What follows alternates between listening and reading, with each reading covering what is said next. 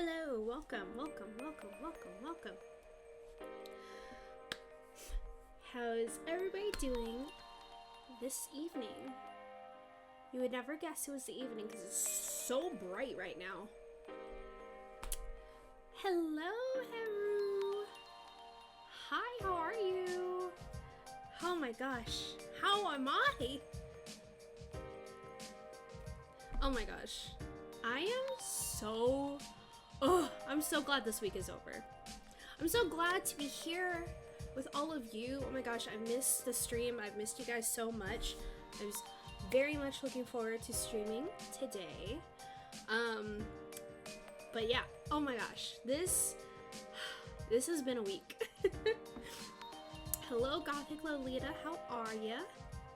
Oh my gosh, guys, if you ever go to a convention, make sure that you take like at least 2 days off afterwards. Like, But yes, hello, welcome to the stream. Hello, welcome. That is my dog occupying herself with some toys in the back. But yes, hello, I am Artsume Shae. Welcome to the stream. I see all of our friends are here. Oh my gosh, but yeah, man, gosh, where do I start? I forgot how to do this. I did, just before stream, stuff a bunch of pizza in my mouth, so there's that. But yeah, other than that, it has been a week. So I got back from MomoCon, and I'll be kind of chit-chatting about that throughout the stream. Outside of that, MomoCon got shifted, maybe because it fell, I mean, it usually does fall around Memorial Day weekend, but Monday was Memorial Day, and so therefore the con ended on Monday, actually, which the con was not that busy once Monday came around. But what I'm getting to is that once on Monday, you know, we did our thing, hung out a little bit, and then drove home, and I went to work on Tuesday. So the last day of the convention was Monday.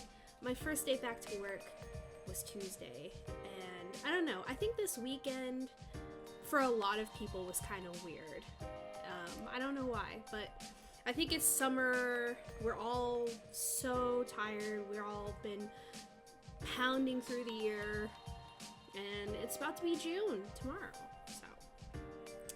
Jer Bear, hello. How are ya?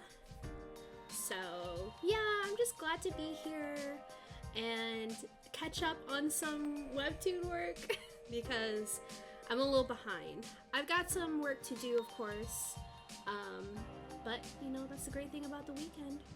I saw this TikTok that was like, when you are full-time 9 to 5 but also a full-time creative, and I'm like, I can relate. It is a hustle.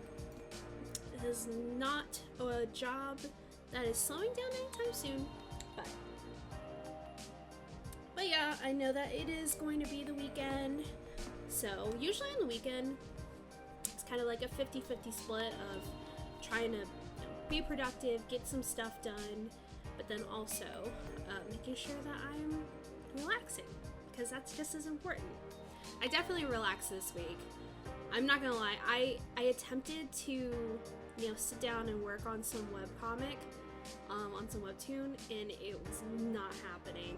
But the great thing about today is that I'm at my desk, and I'm here with the company and accountability of you all to get some stuff done. But it was well needed. I mean, despite me having to go to work, you know, do my day job, I think it was necessary that I just kind of chill and just kind of watch some stuff. Oh, I took a lot of naps. This has been a very nap heavy week. We're watching Dungeon, what is it, Delicious in Dungeon? Such a fun show. It's a very misleading show, and I like that.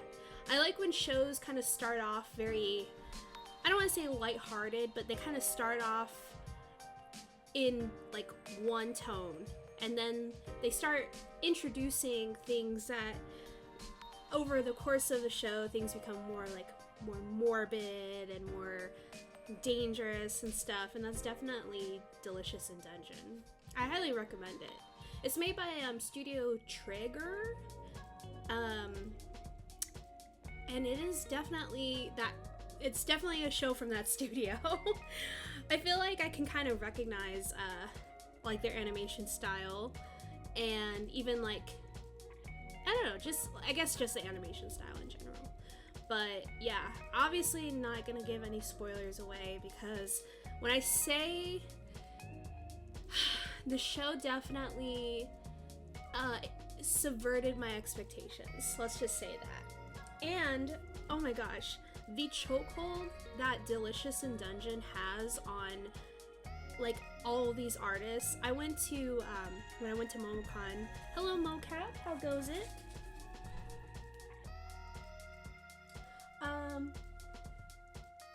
My dog just like ran to the door. Maybe she heard somebody. But yeah, when we were going through like the artist alley and stuff, I don't know how long, let me see how long Delicious in Dungeon has been out. Let me just find this out from my own. Release date. If I could spell delicious, jeez. It'll autocorrect me, it's fine. January 4th, 2024. Okay, so it's been out for a good minute. So yeah, Delicious in Dungeon, it's been out since the beginning of the year. And that being said, it's got a chokehold on all the artists. There was so much merch in the artist alley, which was really cool. But I haven't finished the show, so I can't really participate in some of the art.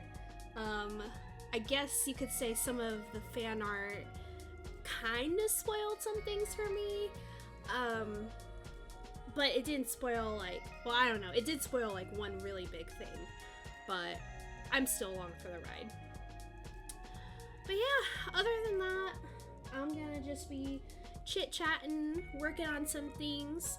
As always, feel free to chat, feel free to chime in, or just hang out with some cool vaporwave music in the background while I yap away about my time at MomoCon.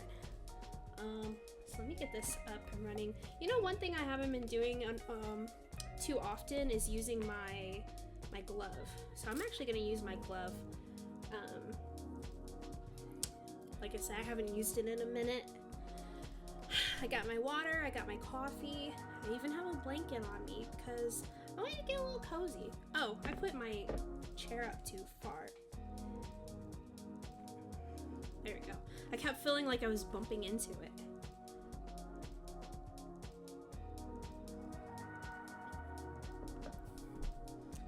Alright.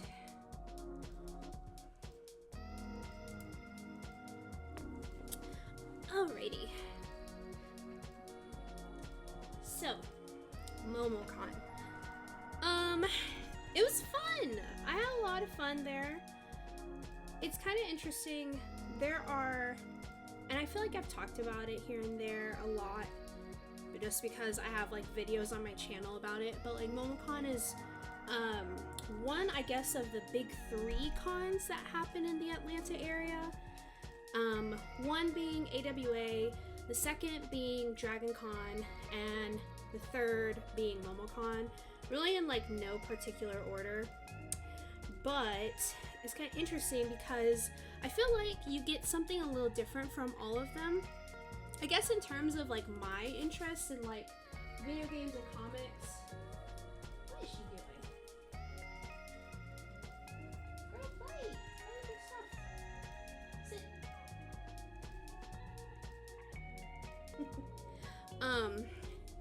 Yeah, in terms of like my interests, I want to say MomoCon kind of like does fit a nice area. It's like your video games, your comics, and your anime, manga type things. I would say Dragon Con is kind of like, it's more sci-fi, fantasy, like kind of like adventure, superhero type nerd stuff. So like a lot of like DC Marvel representation, a lot of Doctor Who, a lot of like Lord of the Rings. Actually, the cast, partial cast of Lord of the Rings was at Dragon Con this past year, which is the year that I went. I do have a video on my channel, actually, of my experience there. But yeah, and then you've got Anime Week in Atlanta, which, you guys, oh my gosh. Okay, so AWA was my very first convention. Oh my gosh, Sparkplug! Oh my gosh, thank you for the follow. What is up, my friend? Welcome to the stream. I'm talking about con stuff. Just yapping away. But yeah, like AWA is kind of an interesting convention. That was my very first con. Granted, living in the state of Georgia for how long I've been living here, I've always like wanted to go. Ooh, cons and yapping, heck yeah. And so that being said, I was never really able to go to MomoCon specifically because MomoCon always took place in May, which once I got like around, well actually no, yeah, once I got around college age, I was like, yeah, I can definitely go to these conventions, but unfortunately, that's when finals and stuff was happening. And you know, being the good student that I am, I always wanted to make sure that I was, you know, doing my studies and whatnot. So I really wasn't able to go. I want to say that when I went to AWA, they kind of were around, I'm trying to remember. I think it was around September. I think so. I think September is when AWA used to be. But because Dragon Con and AWA were so close together, like nearly a week away from each other, and they wanted to make sure that people could still participate in either, they like moved it. And so then AWA started being like a Halloween convention. And that's how he liked it, in my opinion. Recently, so the last AWA that happened in October was this past October. In the future, so this upcoming convention, they're actually going to be in December. And there is way too much stuff happening, in my life at least, to go to a convention in December? That's Quizman. That's Mary Chrysler. So anyway, so yeah, back to MomoCon. I think MomoCon kind of is a nice intersection of like my interests in general. But this year they moved it from being Thursday through Sunday to Friday to Monday. And so for me, that, I'm not gonna lie, kind of felt like I had jet lag from this weekend because I kept thinking certain things were happening on one day when initially they were happening on another. I don't know. I didn't go to MomoCon last year because I was out of state. I did go to the MomoCon before. The date change killed me. Yeah. It's like, I don't know. And earlier I kind of mentioned it. Maybe, usually it's around this kind of Memorial Day time frame. So maybe they were just like, look, you guys are already off on Monday. You might as well come on over and nerd out with us instead of recognizing veterans. No, I'm kidding. But I don't know. It's an interesting thing. I will say, so the act of putting on any event, okay, I'm not even gonna say putting on a convention, but just putting on events in general is very difficult. Granted, the longer you put on events, you would assume that you were like learning something year after year. And I don't know what it is because, and I'm not singling out MomoCon at all. I'm not even singling out like any of the Georgia conventions. There's just like this kind of discourse around like defunct conventions that I find so fascinating. Actually, there's like a channel that has, I want to say 2 or 3 like hour-long videos devoted to them talking about the downfall and demise of some of these conventions.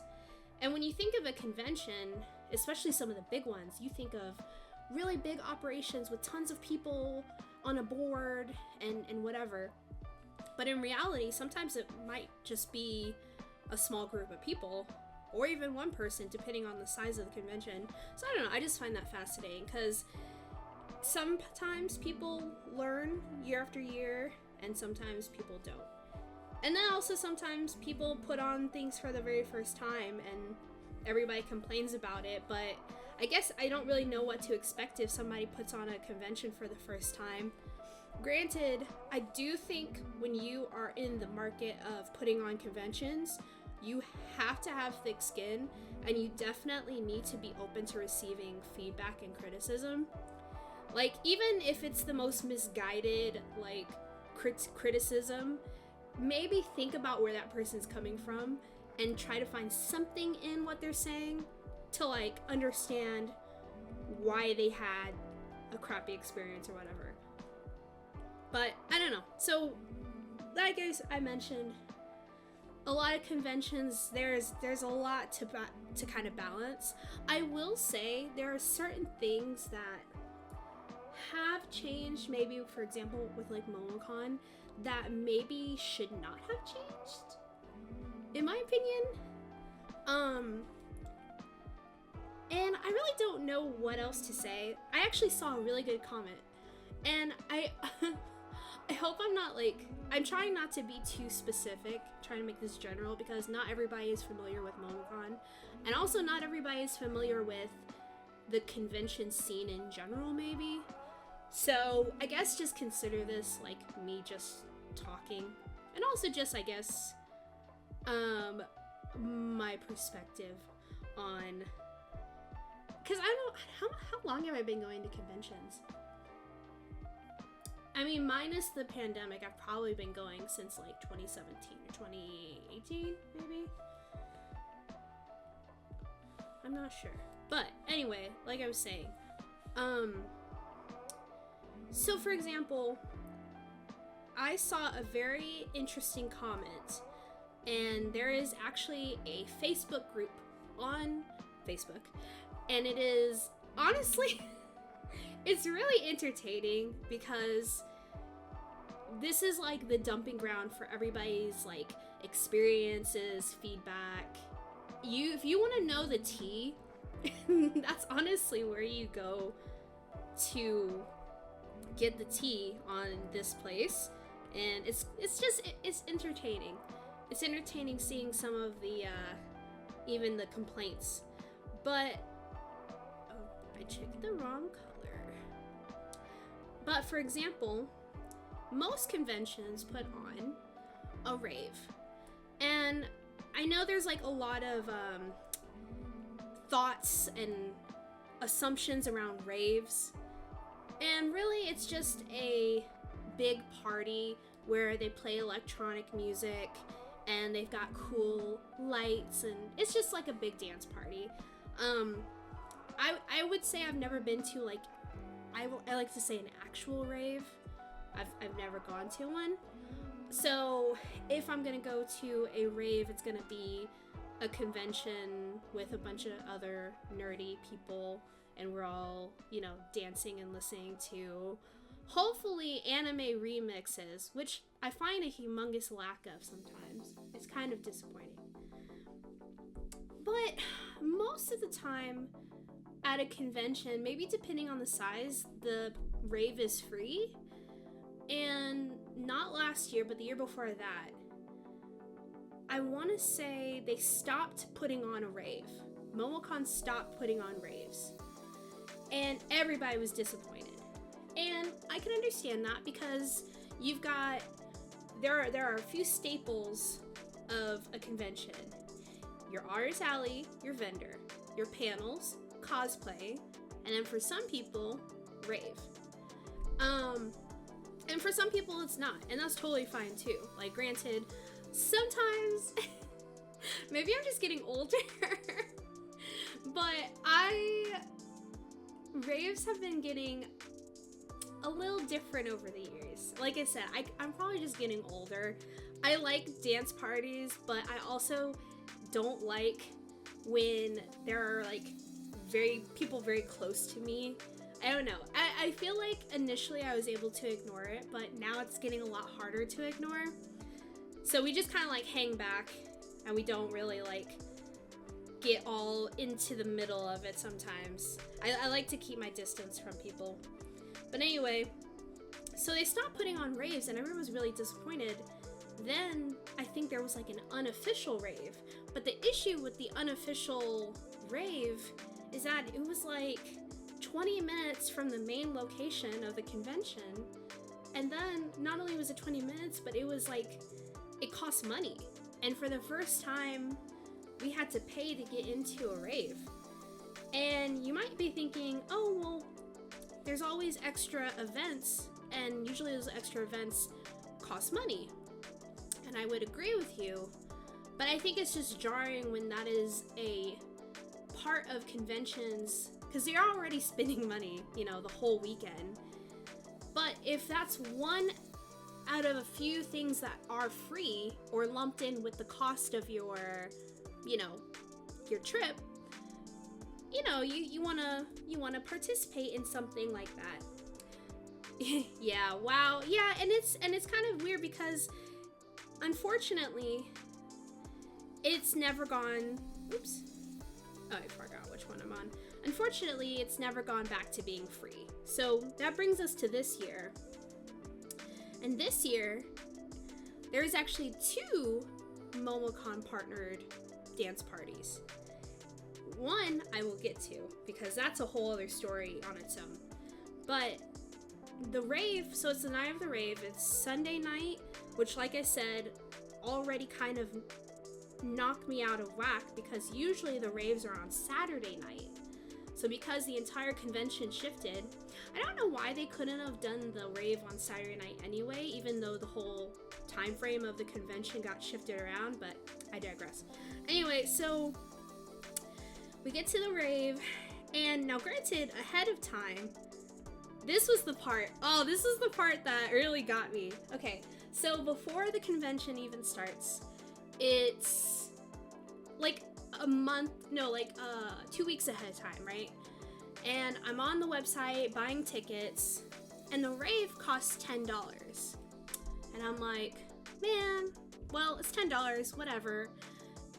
It is what it is. It's better than, you know, $40 or something. But then I see that, and I wouldn't be surprised if it's not on the website anymore. I really hope that it is. But on the website, not only could you get your general admission for the rave for $10, but for $30, you could also get that whole like beat the line. So you basically pay extra for a fast pass into the rave. So at MomoCon, no. Maybe DragonCon. DragonCon, they had a themed party almost every night of the convention. And for that, I would definitely buy a fast pass. Because at DragonCon, your lines are literally wrapping around the building. So to get a fast pass into a party at DragonCon makes sense. But to get a fast pass into a party at MomoCon, not so much sense to me.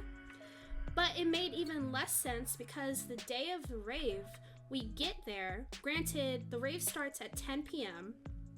We didn't arrive back at the convention until about 11. 11 is when we got to the thing.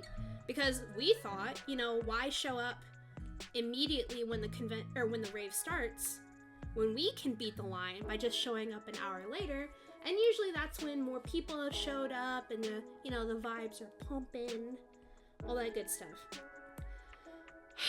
And when I tell you, This rave, I'm so glad I did not pay for a fast pass. That rave was kinda empty.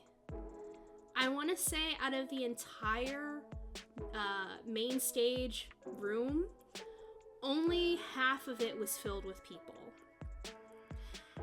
Come to find out, and this is not, I didn't find this out for certain, but later on that night when we're like walking around the convention, we bumped into some people that we knew, and according to them, they were not allowed to get into the rave because apparently the rave had sold out. If the rave sold out, then how is it that the room was barely full? So I don't know. It's kind of interesting. There's a variety of things that you can, you know, chalk it up to, but it just feels like they maybe over anticipated their numbers. But that being said, I don't think that was a $10 rave. I feel like that was a free rave. I mean, they had like some big guests there. Apparently there was this one DJ named Slushy with 2 eyes. Like in the name, not actually 2 eyes, but yeah, I don't know. It was very interesting. The music was okay. I think they had like maybe either 3 or 4 DJs. By the time we arrived, we were on this DJ named like Marin or something. I don't know. Like I said, obviously they're playing music, you're vibing, you're dancing, you're having a good old time. But I think that, you know, once the rave is over, you kind of, you know, sit back and reflect on like what it was like. And I don't know, I didn't feel like it was worth $10. I have a feeling that conventions, like for example with MomoCon, I feel like they see what bigger conventions are doing and they kind of use that as a blueprint or a model for what they should be doing. And if that's the case, then that means, oh, hey, we should be charging for raves, which is unfortunate, but okay.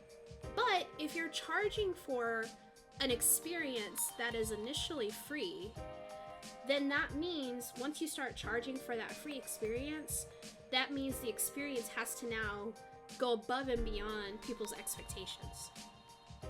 So, I don't know, like I said, that's only one aspect of the convention, and not everybody is doing raves. I will say, I saw on the Facebook group, somebody said something that's actually very, I guess, eye-opening. But they basically were like, they made a post saying, if all you're doing is going to cons just to go to the rave, then what are you even getting out of this experience? Which I fully agree with. Like, there are more things than just the rave at a convention. I try to take full advantage of everything that I do when I'm there. Because, you know, he was like, or I'm assuming it was he, I think based off of their username, but they were basically like why even spend, you know, $80 or so for a convention pass when, you know, you could just be going to any other rave that is not combined with a convention. A lot of people, you know, commented like, oh, I like going because, you know, it's safer maybe than an actual rave, or I like going to like, you know, kind of geeky, nerdy themed dance parties in general. And it's like, yeah, I can agree with that. But I do agree, it's like, I don't want to harp on the rave experience, but at the same time, like I mentioned earlier, if you guys start charging for something, then you kind of want to go above and beyond. They did have smoke cannons, which that was cool. They had smoke cannons. And then Slushy, he had like, I've been seeing a lot of videos on TikTok of like raves and stuff, and like the graphics and animations that they play on the screen during their sets. He had a lot of really cool ones. So there's that.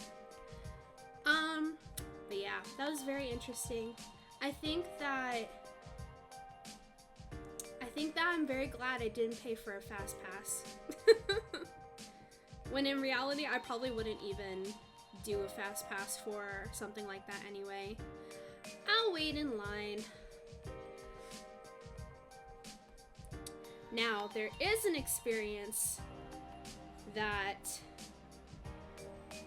was very controversial, and I'm not gonna lie, I kind of don't know. It's not that I don't want to talk about it, but I also don't want to, like, for my own self-interest, I don't want to out these people. Okay, so there was, like I said, MomoCon had a variety of events outside of just like your main convention. And there was this one event that was really promoted. I'm talking heavily promoted and looked like a lot of fun. Granted, I had been following these people for a while now, and they post a lot of really cool videos of all their different events that they have throughout the year. Granted, this is not like a convention. They're more like, kind of like I said, like dance party, club scene, whatever. And it's kind of like I said, it's like kind of a fusion of like anime and urban culture, which I love for sure. And like I said, I've been seeing them online, and here I am in Atlanta, and they're, you know, combining with MomoCon. So I'm like, you know, and I convinced my friends, I'm like, oh, we should really do this. This would be really cool. Well, let's just say I don't think that they anticipated just how much they did. Okay, I don't think they anticipated how well they promoted their event, because their event got so big. And granted, this is another paid event. I want to say that the payment for the event was around about $30. So more than the rave. This was a $30 night scene activity. Well, we get our tickets, and I think we had to drive, it wasn't that far from the main con area, and we get there, and you just see the biggest mass of people.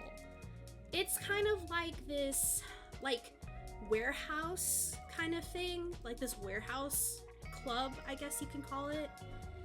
And we see that there's like a bunch of people collected out front, and there's like a bunch of like bikes and like things out front, and you see a lot of people who, you know, people are in their like different like cosplays and stuff, ready to party, ready to have a good time.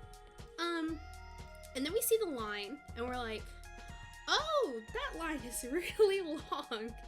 And then we get in the line, and granted, the line was moving-ish, but it wasn't moving fast enough.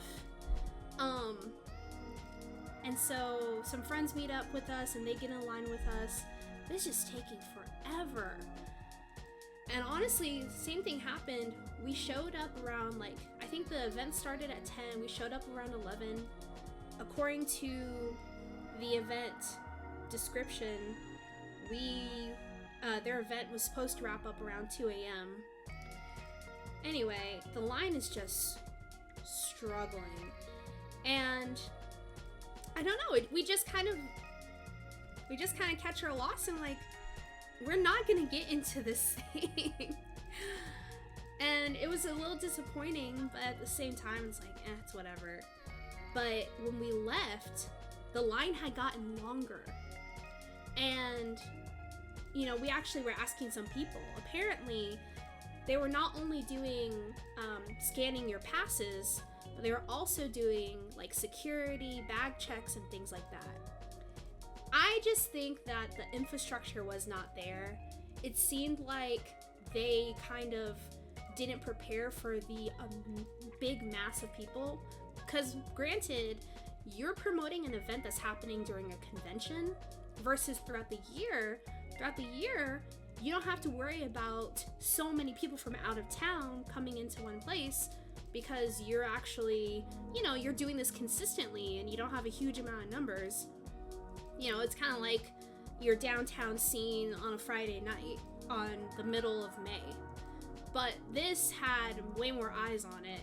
A lot of people are disappointed. Apparently they cut off lines at a certain point, so then anybody who was in line just wasn't allowed in. What else?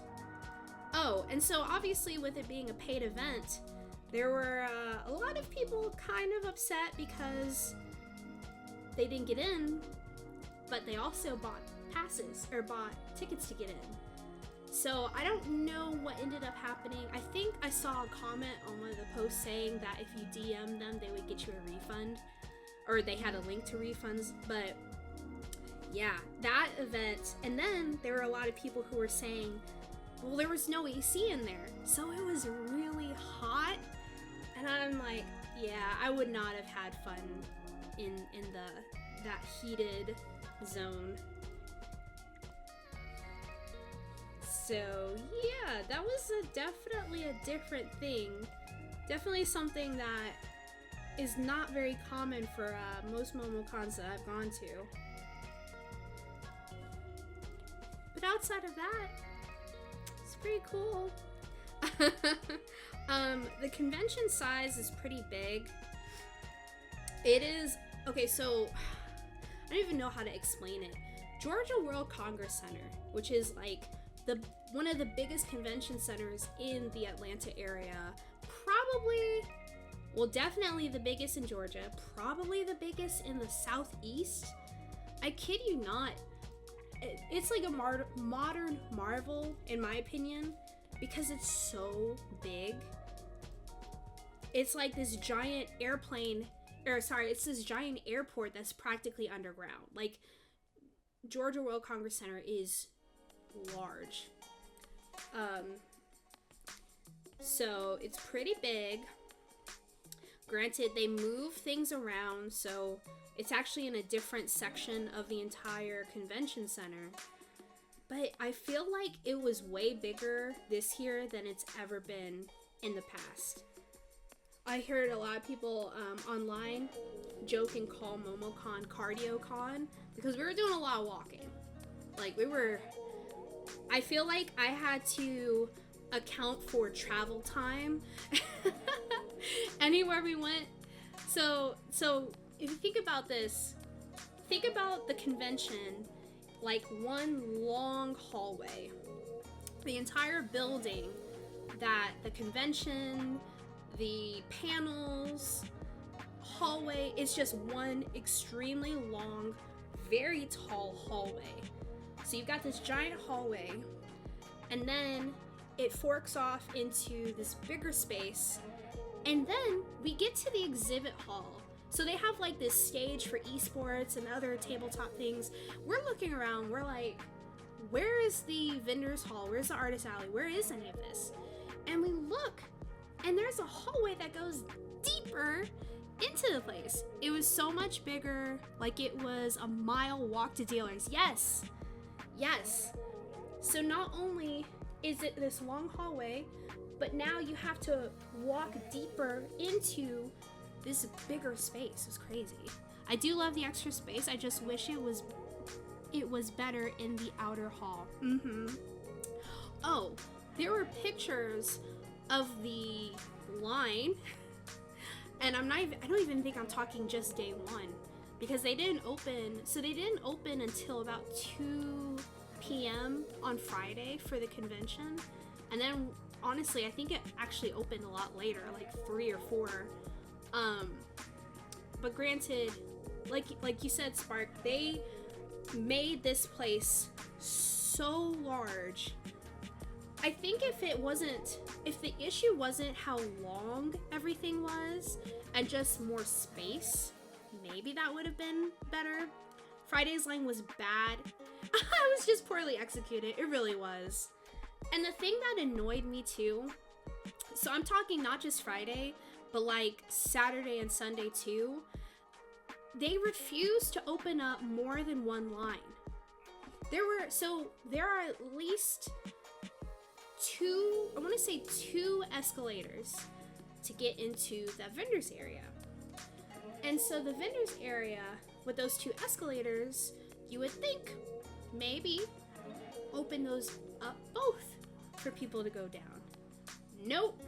They closed off the escalators, yeah. And they didn't let anybody go down there. I think on Friday, the only people who were allowed to go down the escalators, yes, it was VIP. I think it was for vendors. Because I remember overhearing one of the security people, and they were like, are you an exhibitor? Are you a vendor? And that person was like, yeah, and they had like a different badge. So yeah, I guess they wanted an exclusive entry for those people. But at the same time, what's the excuse for Saturday and Sunday? Because I promise you, getting to the vendors hall was different almost every day. It was a new adventure every day. It was some new way of getting downstairs. It was never the same twice. So yeah, it was definitely, you had to walk deep into the convention, and you definitely had to account for how long it's gonna take, because I want to say, yeah, that was miles for sure.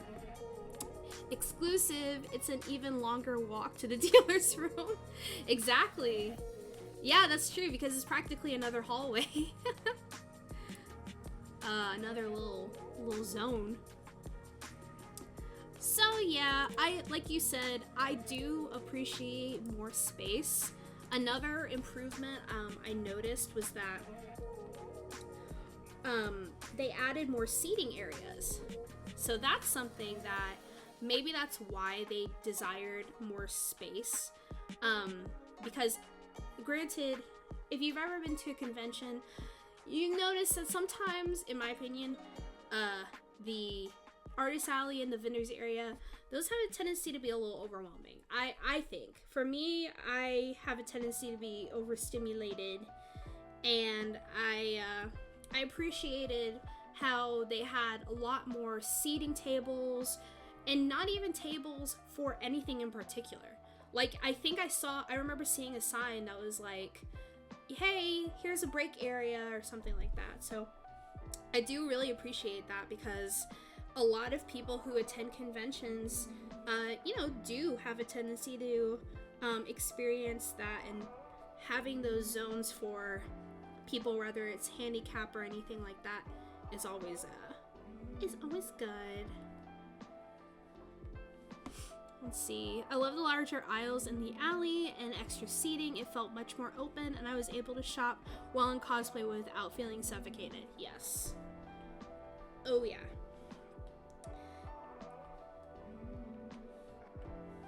So yeah, that was really helpful.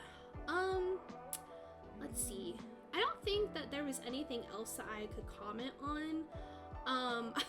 I don't know. I've gone over a lot of stuff, a lot of critique, but overall, I did really enjoy my time. I think there's a few things that, as like a survival guide of what to have when you go to a convention, definitely, I would say number one is the company. The company you keep during a convention can definitely make or break your experience. And I want to say that my experience with who I choose to go with is like pretty consistent. I think also having like, I don't know, not pushing yourself. I noticed for me, when I was first going to conventions, I wanted to do everything, I wanted to see everything, I wanted to cosplay every single day, 2 cosplays a day, all this other stuff. And I'm not even gonna lie, I feel like my con experience now is so chill. If there's a panel I want to go to, like maybe there's like a morning panel, and I don't get a chance to go to it, I don't even stress. Because honestly, sometimes half of the stuff you can find on YouTube. I do want to be better, and like, I do appreciate dressing up and cosplaying. I feel like if there's an outfit that I really, really want to work on and wear, that I'll do it. I really have kind of given up on the like serious cosplaying type stuff. Which, I don't know, it's, like I said, for me, cosplaying is kind of like a case-by-case basis. So if I really, really want to do the work and make a costume what I want it to be, I'll definitely make it happen. Most of my cosplays that I used this year were recycled, so stuff that I've worn already. I want to go to so many panels, and I went to two. Oh, so you want to go to so many panels, and you only went to two. Like, it's the way it be sometimes. Yeah, it's true. And one of them was my panel. Which I do hope to, for people who missed it, post that on my main channel at some point. But yeah, so, oh, also, like, I do stay with, I stay with friends during the panels usually. What was my fave panel? You did so great, thank you. What was the other panel that you went to? But yeah, I do have the luxury of rooming with some people during the convention time. But at the same time, if I was like in a hotel, I'll be taking advantage of breakfast. I'd be eating, drinking, whenever I'm overstimulated or feeling tired, taking a break, recognizing I need to take a break and doing it. Oh, I think it was on Saturday, and I did not realize we kind of spent a long time walking around the vendor's room and artist alley. I was so tired. Granted, it was after my panel, so maybe I was just so like drained after that, but we walked over and went to sit in the esports area, and they were playing Smash, and we were just chillaxing, and I don't even remember. I just passed out. I just laid down on my boyfriend's shoulder, and next thing I knew, I was asleep. I'm over here sleeping, sitting in a esports area. So, starting a YouTube channel for cosplay. One of my fave cosplayers was running it, so I just wanted to see her. Saturday was a battle. All caps. Yeah, I do know your Saturday was probably the most struggle.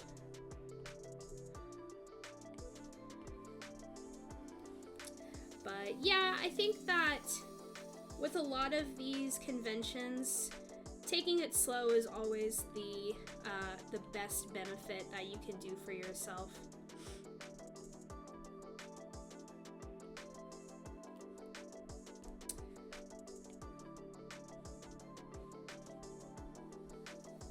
But yeah, I think oh my gosh, I was able to do a few panels.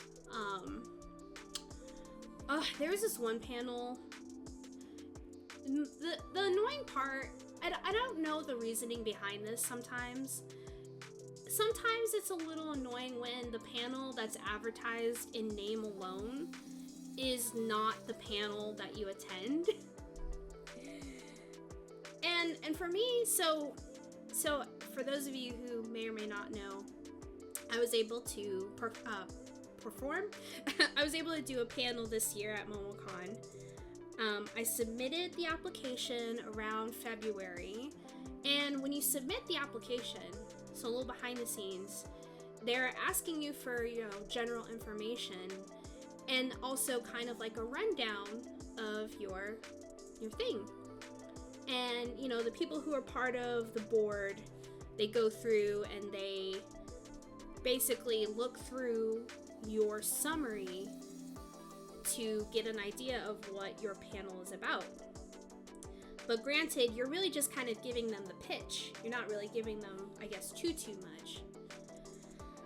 So I think because of that, it is a little bit, I don't know. I think that people go into these panels with intentions of, you know, actually showing the actual information that they advertise in the name and description. But then you get to the actual panel, then you actually have to perform it. So yeah, I don't know. It was just kind of interesting seeing other people's approaches to some of this stuff. So, but yeah, outside of that, it was a good time. All the convention hijinks. I actually need to edit my video, my MomoCon video. So I'm probably gonna be doing that this weekend.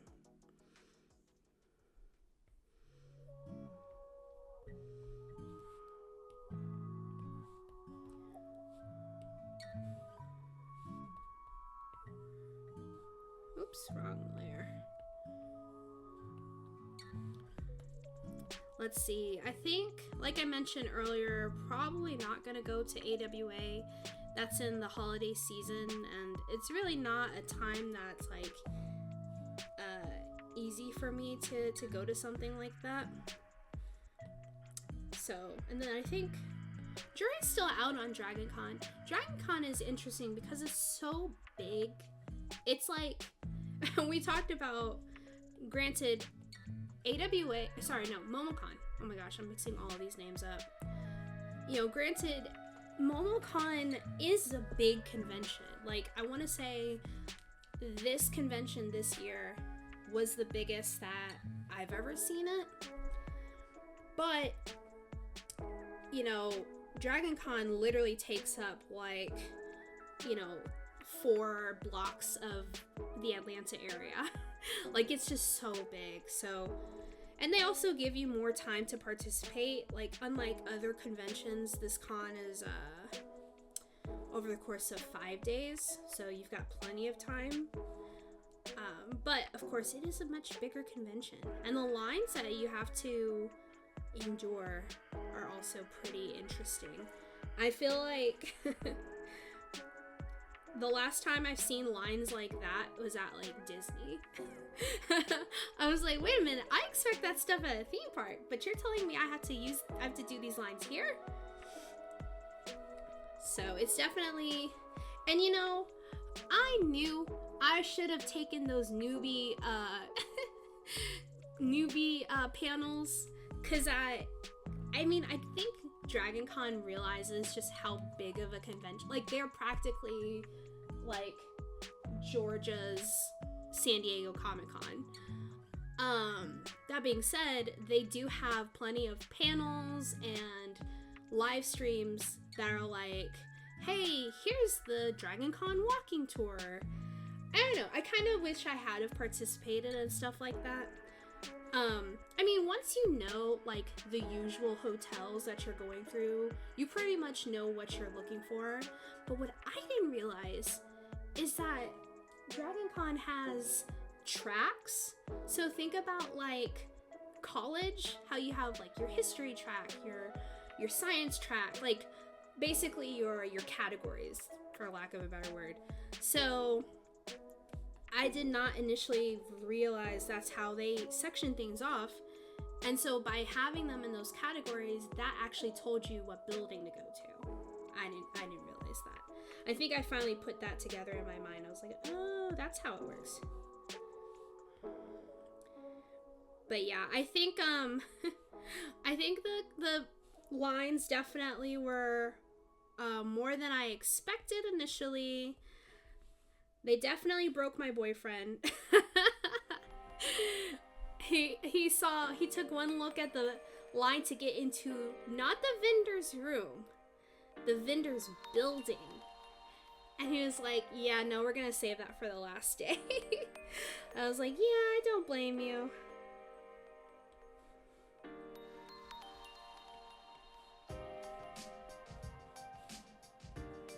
Let's see, so overwhelming, but I'll be going again this year. I barely do treks. I just go eat food and get lost and go shopping. Honestly, that might be the way to go. Like, it is kind of like, I don't know, it's interesting. With conventions, you have things to do, but doing nothing is almost just as much of something as like going to panels or going to this place and that. Like, that's kind of half the fun, because you're bumping into like people who are in cosplay, people who are cosplaying as characters you love, or as characters, you're the character that they love, all this other stuff. So yeah, I can totally understand. It's like just an excuse to like see the city and then like walk around in an environment of like other people who you are also into like similar things. Cause yeah, like when you go to like Dragon Con, it is definitely a party. I would say it's a party, not just in the way of like actually parties, because man, there are people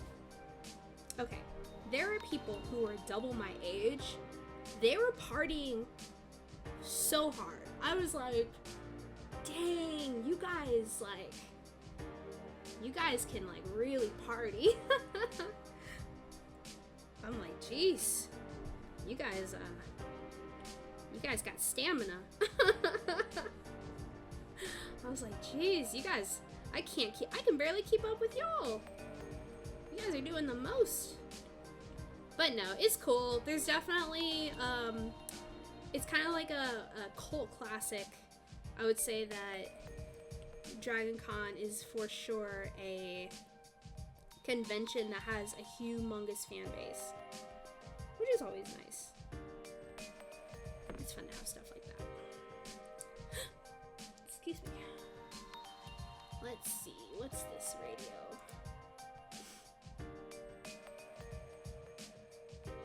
Okay. Ooh, I'll listen to this one. Oh. There we go.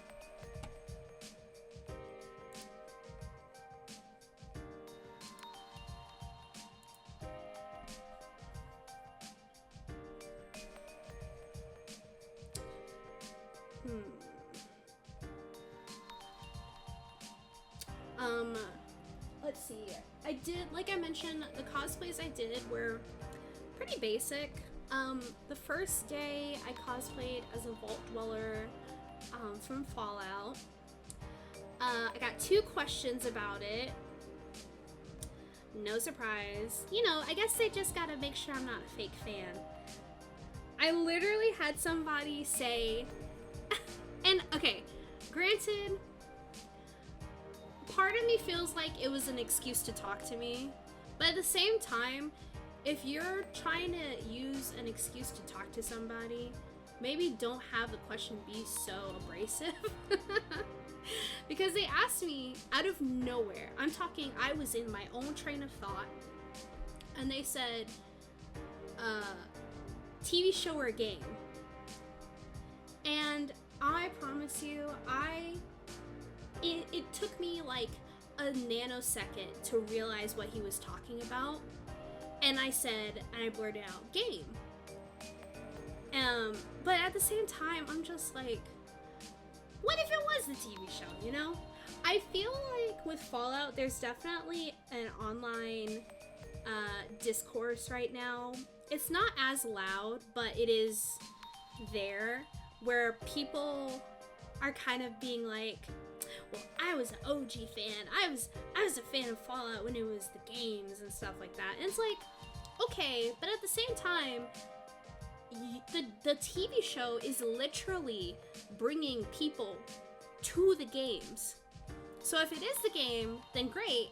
But at the same time, that means that they're more likely now to play the video game. I don't know what kind of like advantage that holds over a person when you're just kind of like, anyway, but like I said, that's not what the guy said, but at the same time, it's just like, and thank God I answered so quickly, because I'm not even gonna lie, if I was really brain dead, I would have been blinking at him like, what are you talking about? Those are fighting words. Like, why ask a stranger that? Exactly. Like I said, it's like when you choose to, if you need an excuse to talk to somebody, then maybe start with a, hey, how are ya? Or a, hey, that's a really cool vault costume you got there. Are you playing the game or watching the show? Like something not just like, gamer show. I'm like,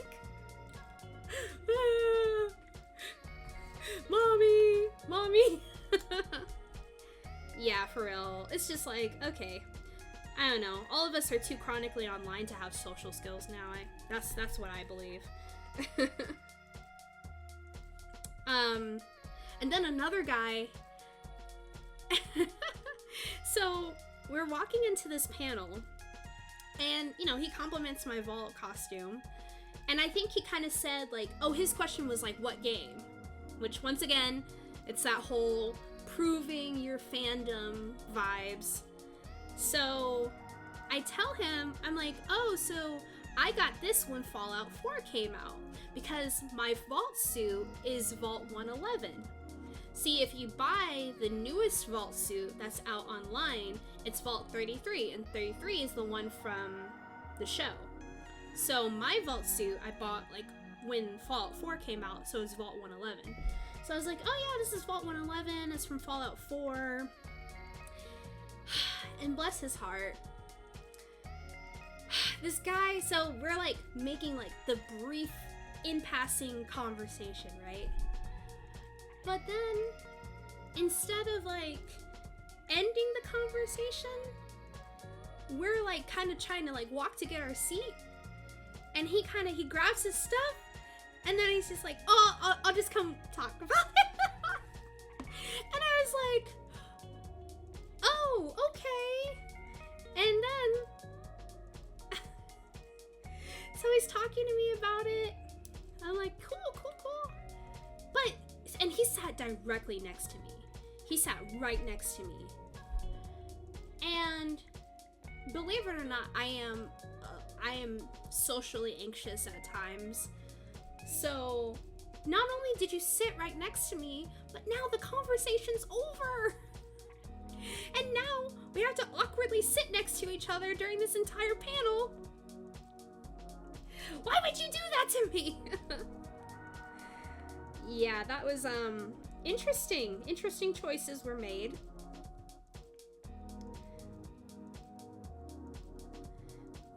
Ah, I didn't select the color. There we go. And I feel like so many times stuff like that happens. I need there to be multiple panels every day for social skills.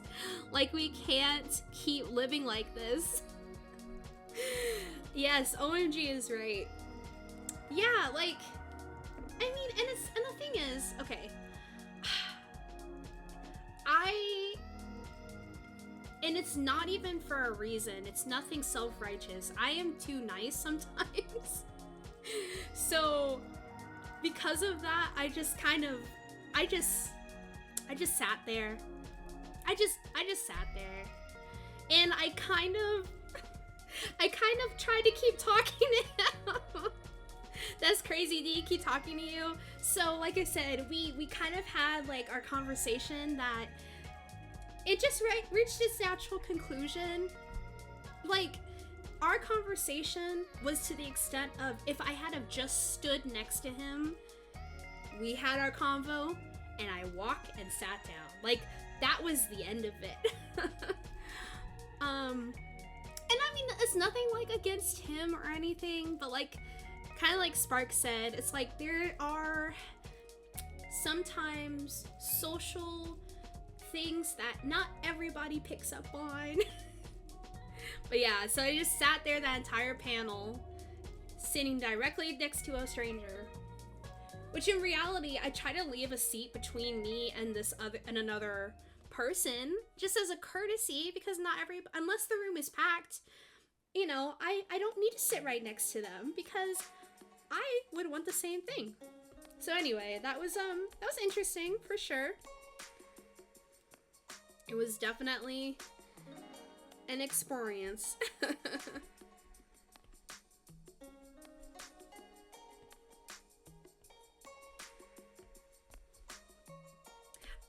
you mentioned social skill panel. I want to say there are like, I think I've seen panels like, but usually it's always how to make friends. So it's like how to make friends when you're an adult who likes anime, which is a skill. It is a skill. It definitely takes, it's definitely not something that's for the faint at heart.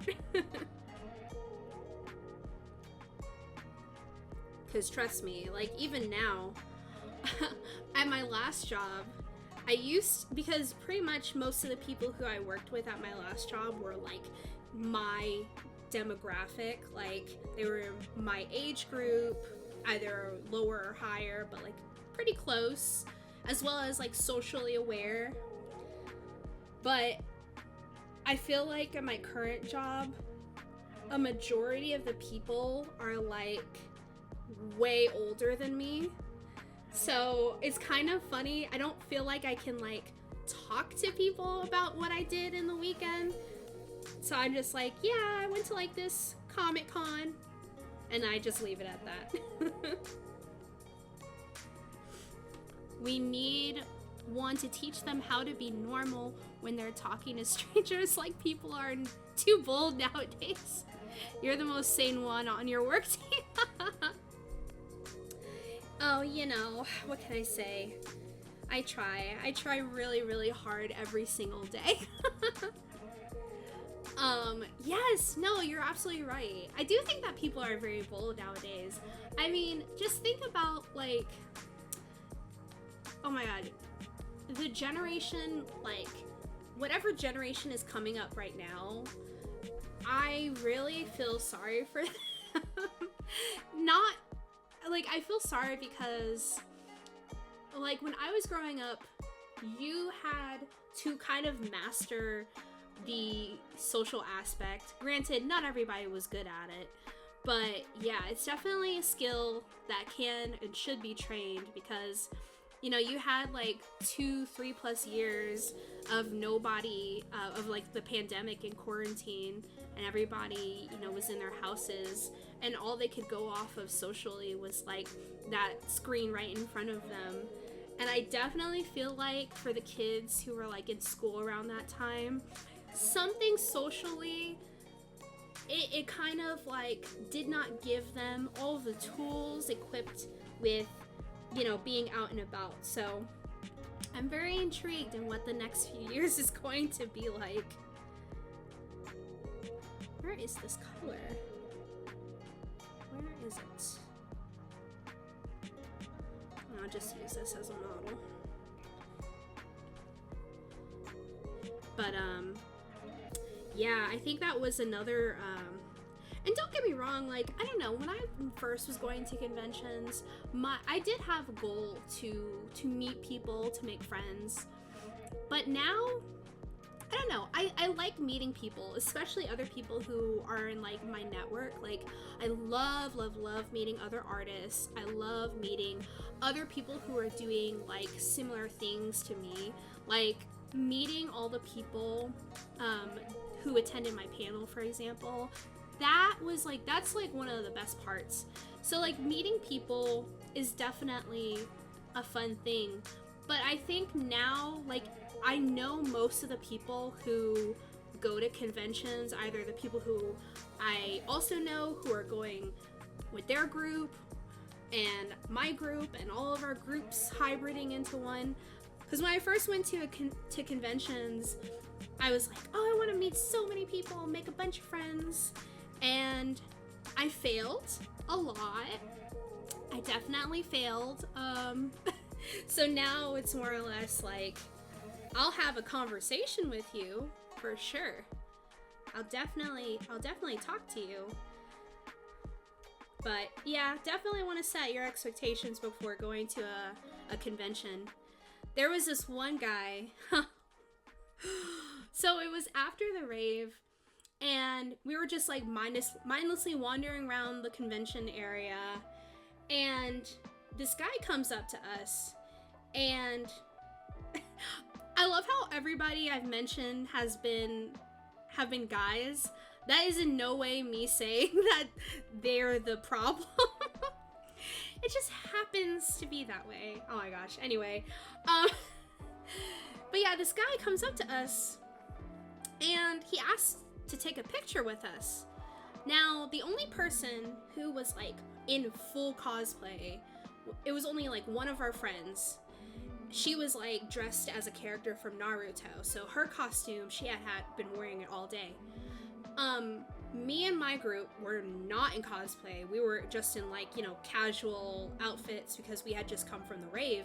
And then, then there was other people who we met up with and they were dressed up, but not dressed up like full ready for photos cosplay. They were just like casual cosplay. So I opt out. Me and my other casually dressed friends, we opt out. And then just kind of like how he like got the camera and just like he wasn't very talkative.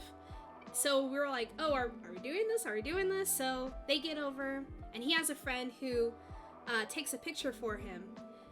And it's just kind of like stuff like that it just like makes you wonder. It's like, because one, we didn't know this guy, and he took a picture, but like it wasn't like a group cosplay.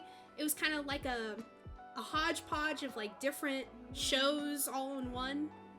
So I don't know if maybe he took a picture just to have a cool group of people to show off back home. Like, I don't know, it's stuff like that kind of is like, what's happening here? What's the story? I want to know the real story. So it's definitely interesting. I'm dying. Oh, Haru, you get me. You yes, very interesting hijinks that happen at these types of social gatherings. So it's definitely not for the faint of heart. I mean, I'm not even gonna lie, I hope that in the future I can have like a table or a booth. But I've even heard some varying stories from artists who have tables at conventions.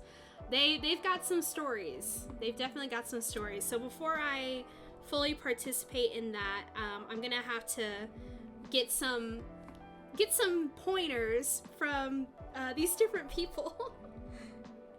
There was this one TikTok I saw that was like the different people you meet at your booth or something like that. It was so funny. It's like you have the overly talkative one who is completely blocking everybody from getting to your booth. You have the super quiet one who just comes right up, spends a lot of time at your booth and then leaves, but never says anything to you. The drive-by people, like all this other stuff is so funny.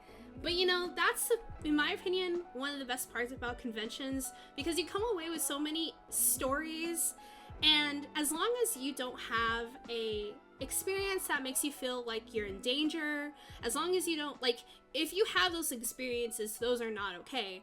But on the more lighthearted side of things, it is very interesting because this is the first time maybe you get to see the other people who also surround themselves in the same fandoms as you.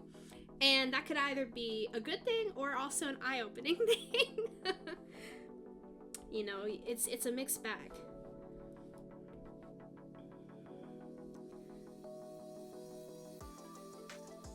I will say one really cool thing though. So there was the Cowboy Bebop, the two leads from Cowboy Bebop, Steve Bloom, who plays Spike, and then also Bo Billingsley, who plays Jet.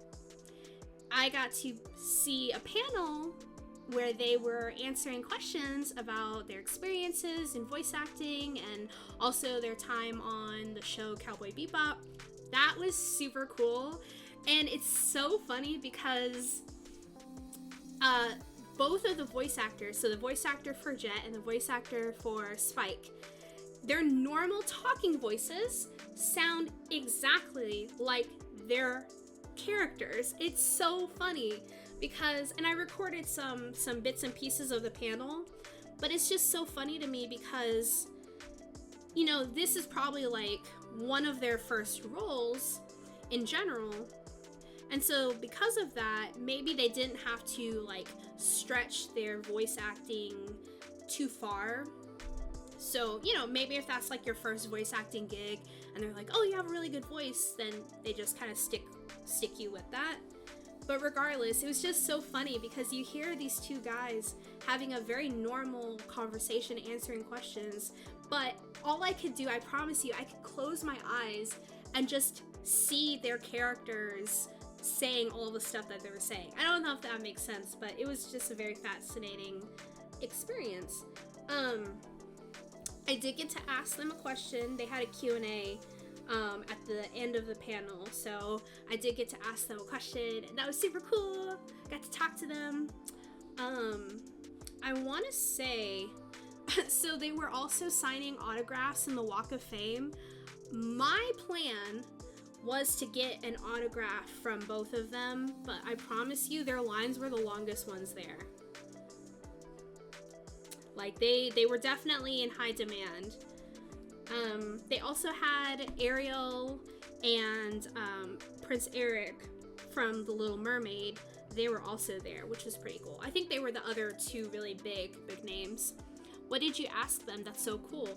Yeah, so I asked them, I think the question was, what would you attribute... Oh my god, I'm blanking. I asked, what would you attribute to Cowboy Bebop's longevity? Listen, your girl had the question. She had the question.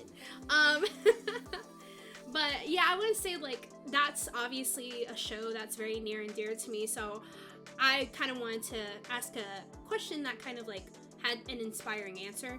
So yeah, I was like, what would you attribute Cowboy Bebop's longevity to? And their answer was basically something to the effect of like, it's writing. I think Bo Billingsley was like, I really feel like the writing is so relevant. The writing had characters that you could connect with, that had stories that were something that could be told and seen from any point of view, could resonate with anybody. So that was a really cool response. And then, what did Steve Bloom, he said, what did he say? I'm gonna put it in my video, my MomoCon video, so keep an eye out for that. I definitely want to put it in there. I'm kind of blanking right now, I'm not gonna lie. Mostly because there's just so much going through my mind, but yeah, basically, they were talking about the writing. Oh, and then also I want to say the diversity. Yeah, I think that's what Steve Bloom said. He's talking about the diversity of the show and not just how, you know, most anime, obviously, Japan is a very kind of like homogenistic society, so a lot of characters in anime will typically be either Japanese or some type of like Western culture.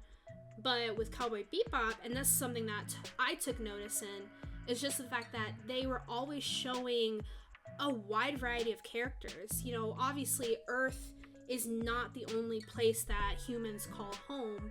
So because of that, you have all these cultures, all these people who are mixed and mingled across the universe.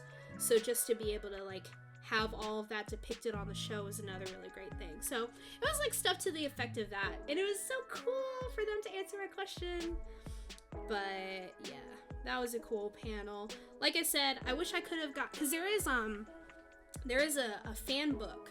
It's a Cowboy Bebop fan book that I bought at my very first convention at AWA, and the fan book was like a bunch of artists who collaborated on like different art and stories centered around the Bebop gang as well as just the world itself. One of these days I'm gonna get him to sign it. Like I said, the line was it was pretty packed.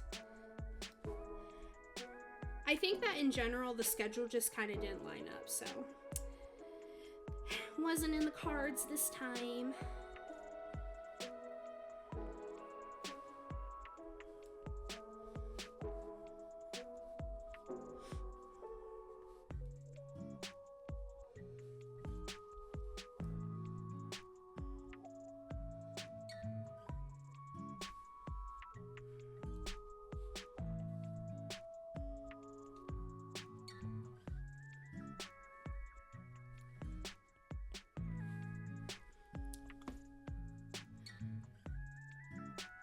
I got locked in a line for an hour for a voice actor. I was stressing. No. Oh, were you in the loop-de-loop? That's what I called it, the looping. And was it for who was it for? Was it for the Ariel voice actress? Gosh. See, and that's probably why I decided not to go through with it, because so they've got like these stanchions. There's the Walk of Fame, then there's like the close lines, and then there's like these stanchions. His line when I went was outside of the stanchions. And then once you got closer, then you were let in to the closer line.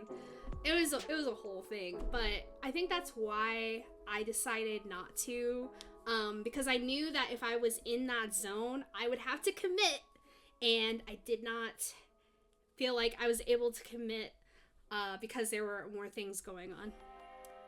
Oh, Samantha's line from Baldur's Gate 3. Oh, yeah. They cut it off because they were spending so much time with each person. Oh, that they were going to run out of time. Aw, that sucks. Sorry I'm late, I'm here. Lark, what is up, my guy? Dude, you have got to watch the VOD if you want to hear me talk about all my MomoCon adventures. I'm sorry, I can't start from square one. Okay, so that's crazy. You basically did not get time because the voice actors were too nice. Holy cow, is that Artsume Shae? Oh my gosh. Just wanted to say I've checked out your stuff. Really cool.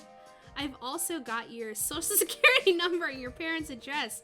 Would you like to buy this tech I'm trying to sell you? Okay, I'm gonna have to report the bot. No, I'm kidding. He's not a bot. Who gonna play in the background then? Totally, Locke. Yeah. But it's good to see you. I told you I'd come back, Locke. I told you I'd come back. Yeah, that's pretty crazy because, I mean, I'm not gonna lie, as I would say if I were a voice actor, especially for a franchise that is so popular, that's another, okay, if you walk through Artist Alley, literally the biggest fandoms were Genshin Impact, so much Genshin Impact art, Delicious in Dungeon, and also Baldur's Gate. So much Baldur's Gate art. So yeah, I can only assume that they were probably really trying to have that nice, unique experience with each of their fans, but... Wait, so were you not able to meet them? Were you in the cutoff? Dang, that would suck.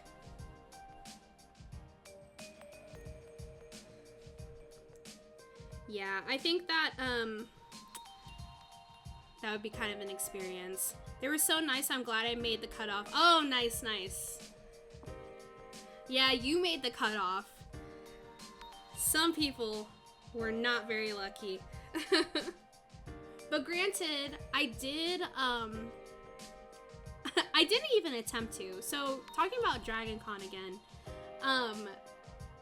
so I knew that I wasn't gonna chalk up like $300 to meet Elijah Wood and the other cast members of, whatchamacallit, Lord of the Rings. My friends did, and they said that they would never do the photo op again. And I'm like, see, if I did a photo op with a person, the only person, okay, here's real talk with me.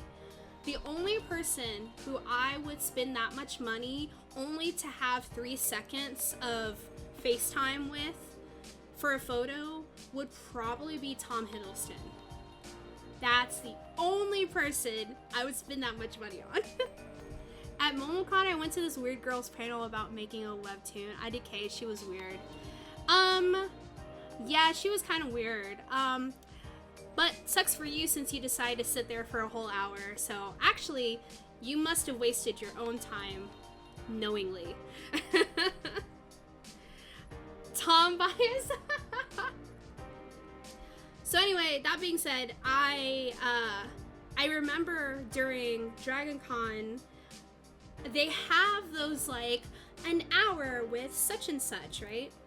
So I was like, oh, I don't have the money to meet the cast of Lord of the Rings, but I can sit in a giant room and listen to them talk, and that's fine.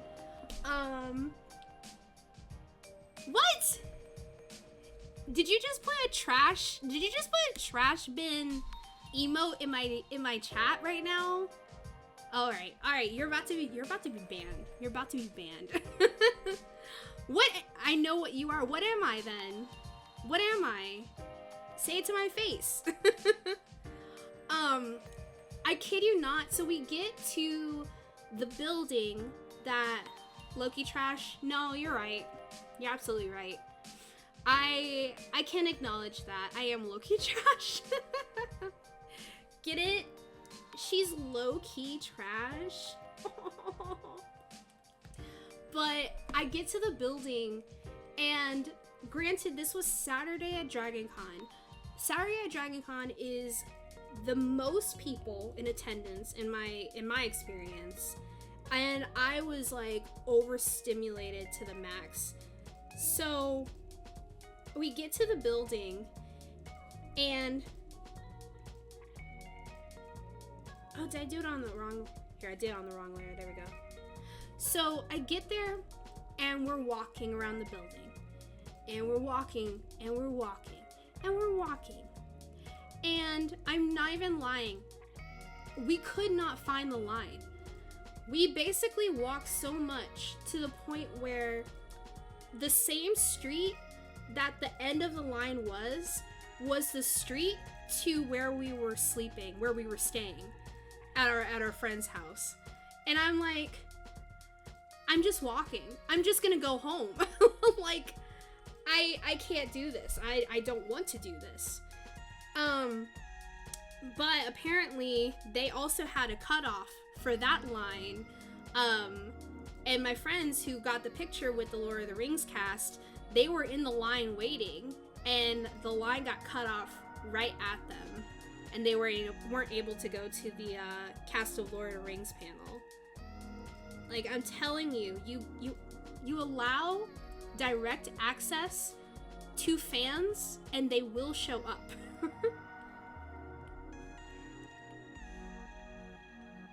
So regardless, it was yeah, definitely can relate.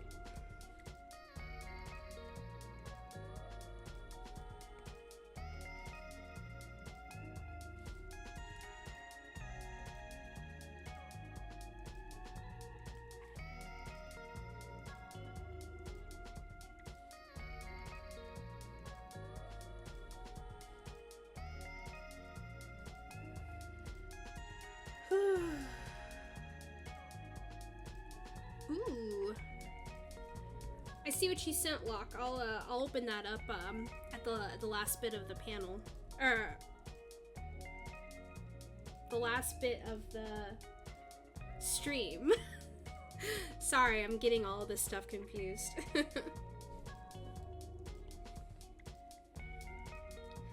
Yeah, I know. I got conventions on the brain.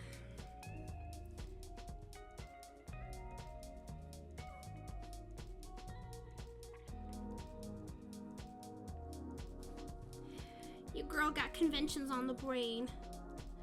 We had to stop talking. We're distracting you from drawing. Honestly, I expected it to be a yappy one. I do need oh my gosh, I keep forgetting to put the whatchamacallit in. The we all know Shae isn't here for the stream to be productive. Hey! You listen here. I know. Sometimes I am, sometimes I'm not. It's kind of a mixed bag. I need to have like a productivity check. Cause I think, don't I have a posture check with channel points. Oh, I need to. The girl hasn't been exploring every feature on Twitch. I need to revisit that. The Shae panel. But yeah, I need like a productivity check. You guys just be like, hey, you better get down. Oh, posture check. Ugh. All right. My head is on my pillow, my chair pillow. Oh man, if I had a oh, I need a footrest. If I had a footrest, that'd be even better.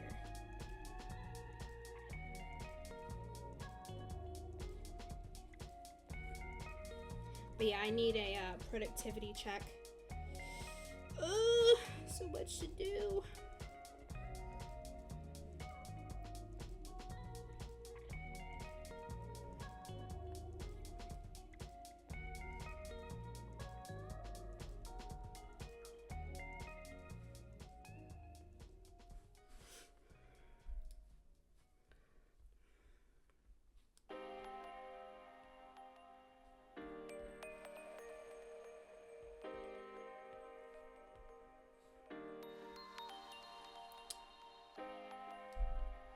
But anyway,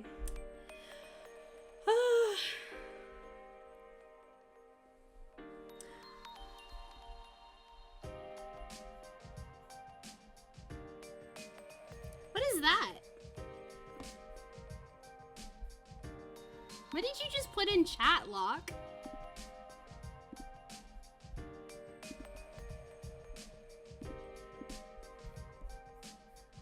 What is that, Lark? Why does that say Artsume Shae _SG?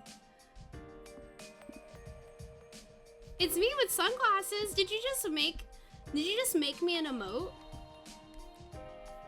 What the heck? Now I do have one, and it's the hype one, but that is if you don't want a hype emote. But that's so funny, because I was like, wait a minute, that one looks... It's one of the point redemptions?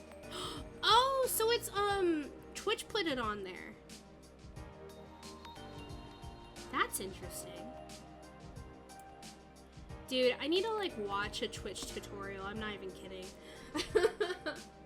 I have not been, like, consistently diving into the app features in, like, a minute.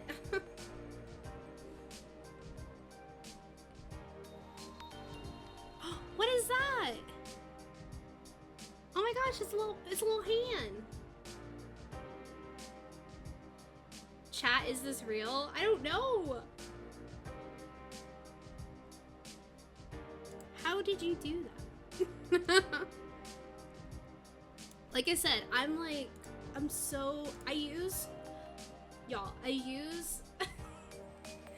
use Twitch for like the bare minimum of streams. But anywho, chat, is this real? Guys, is this freaking real?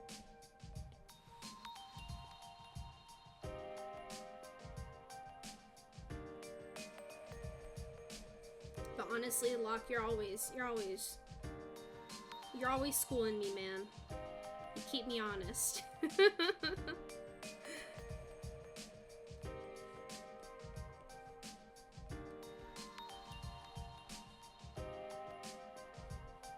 Keep me honest, keep me educated. I just got an ad for Glade Airspray. Twitch is trying to tell me that I smell bad. Shae, is this true? Listen, I didn't want to do this in front of all of the 6 viewers that I have at this moment, but I think it's time you hear the truth. And I would say that Glade Airspray ad wasn't an accident. It's because somebody mentioned Glade Airspray and now your devices are listening to you and they immediately recommended that ad. So I would recommend you turn your speakers off. Yeah, that's probably what you gotta do. The ads are targeted. Yeah, it's kind of weird. I don't know. Sorry, Teach. I didn't think you could smell me in the Zoom call. Oh my gosh, did you guys see that Zoom call trial? What? Did you see that? I know Chris Arcade saw it. That was so funny. Okay, so for those of you who don't know, I don't know if this was during the pandemic or if it was current, but this guy shows up to his court hearing. Yes, it's painfully hilarious. He shows up to his court hearing through Zoom, which, interesting. I feel like it might depend on what type of violation it is. Obviously, if you're committed like a serious crime, you probably would show up in person. You saw that too? It says, it was watching it like a college professor ready to roast his negligent student. Yes! This guy's face. Okay, I want to know the behind the scenes. I want to know what he was thinking, because the dude shows up through video call. First of all, he was driving. But then also, it's like he found out what he was convicted of for the first time. It's either that or, and this would be my excuse, you actually forgot what you were being convicted of, and then you remember. It's like he had this massive realization before his very eyes. It was like, they're like, yeah, you got convicted for driving with suspended license. And then knowing me, I'd be like, oh yeah. I'd be like, oh wait, that's what it was. Oh yeah. No, his face was hilarious, and that was just the longest 1,000-yard stare. Critical thinking was not present that day. Yes, you're absolutely right. He was going to the doctor's office. Yeah, I love that. I loved his face. His face was priceless. The whole time his face was like, oh crap, did I just do that? It can't be that bad. It can't be that bad day. Yeah, it's like, okay, so you got convicted for driving with a suspended license. How do you get home? You're literally in a car right now. I'd be like, wait, so what do I do? You turn the Zoom call off and you drive home. But yeah, no, that was priceless. His face was amazing. That was so funny.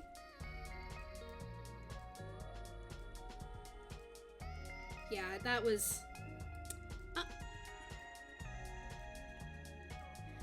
that face, priceless. That, what credit card used to have that commercial? It was like, price of an airplane, $500. Price of this, such and such dollars. See the look on somebody's face when they just realized that they got convicted of driving with a suspended license while in the car. Priceless. MasterCard, yeah, that one. That should be MasterCard's new ad. Walk. He's not going home. He was arrested and put in jail for 2 days. Ugh. Yeah. Dang.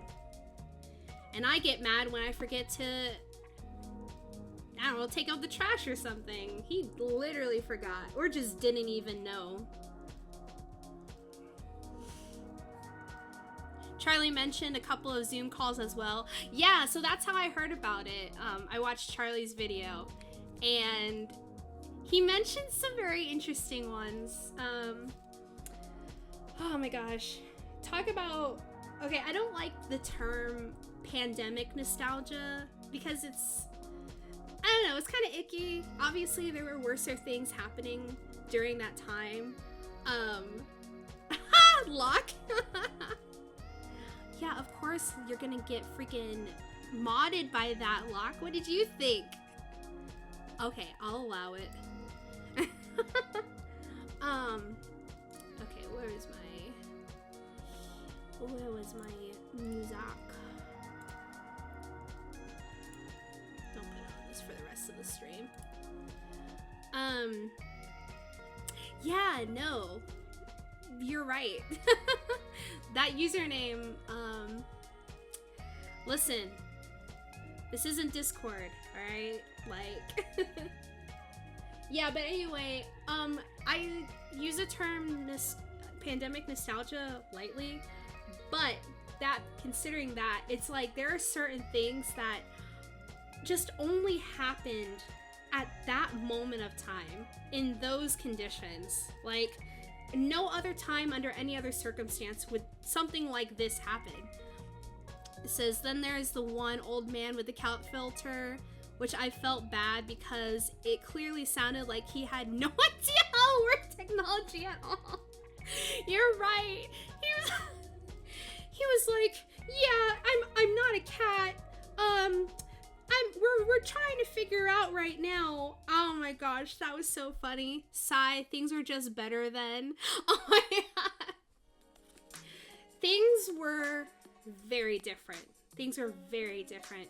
If you go online and search, oh gosh, I don't know what you would search, but like, I saw this photo set of people who did not have a mask going to during the great boomer remover age. Dang. Wow. And it rhymed. But yeah, people going to the grocery store or out in public shopping who I guess just didn't have a mask. I think it was like when you first heard, we were first getting news that we needed to wear masks. And that was like, you know, obviously told to a lot of people, but some of them just did not have those tools. And you just see a bunch of photos of people using the most random things to cover their face. Boomer self-survived. Wait, what? Oh, my boomer self-survived the boomer remover.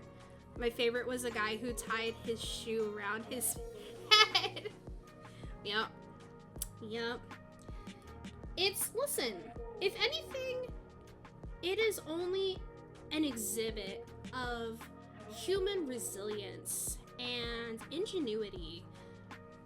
All of these were examples of just human innovation. But yeah, very fascinating to say the least. Alright, so alright guys, well, it's been a stream, and believe it or not, I would say I got a lot done.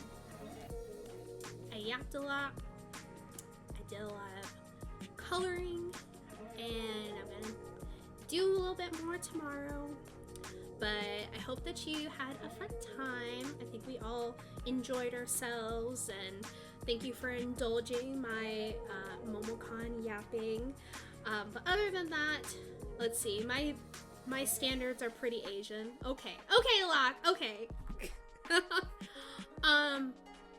But yes, thank you guys so much for watching. Thank you for hanging out with me. I'm probably going to have a few videos up in the next weeks. June, definitely. June, I have a few things planned. But yeah, other than that, just keep a lookout, and thank you guys for hanging out. Have a good night, Haru. Have a good night. Thank you for the stream, Lark. And I will see you guys later.